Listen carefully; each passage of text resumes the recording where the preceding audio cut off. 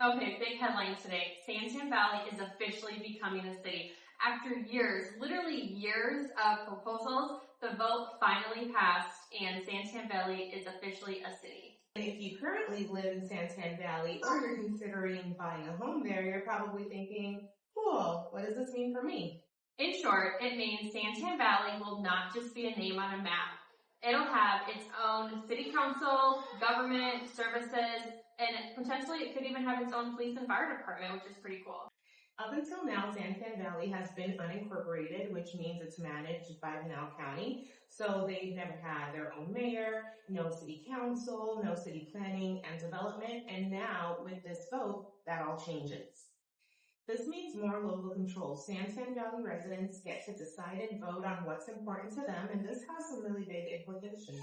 Let's talk about property value. How is this going to affect your property value? This is going to mean that the city is going to have more money for parks, roads, and essentially your home values are going to be going up. Better city planning equals more appeal, and more appeal equals higher home values, and it's just a cycle.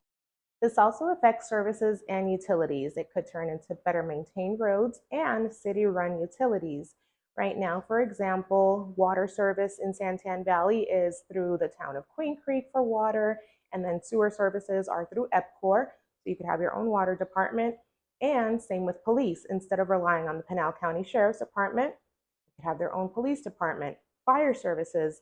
Right now, you need to have a subscription with Rural Metro, so imagine how good it could be to have your own fire department and not have to pay a monthly or an annual subscription just in order to receive 911 or paramedic services at your home. Okay, I know the big question you're all asking. What about taxes?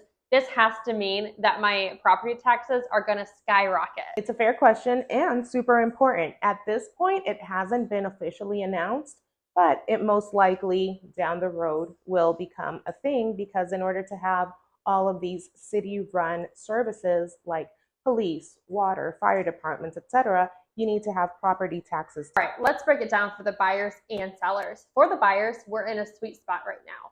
Home prices in Santan Valley are still reasonable. As the city builds out and there's more upgrades for the city, prices are likely to rise. So for buyers, long-term, now is a win. And for sellers, it's a great angle to showcase. One of the reasons that home buyers sometimes overlook Santan Valley is because it wasn't a city. Now that that stigma is gone, buyers see future growth and increasing home values in the long term, and that's attractive.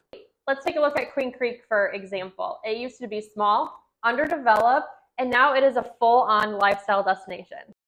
So the question is, will Santan Valley finally have its own identity instead of just being referred to as, oh, it's close to Queen Creek, or, oh, it's near Florence? This is Santan Valley's opportunity to really grow and stand out. Yes. Okay, so if you're a Santan Valley resident, keep your eyes out for city planning meetings and community updates, because this is your town now.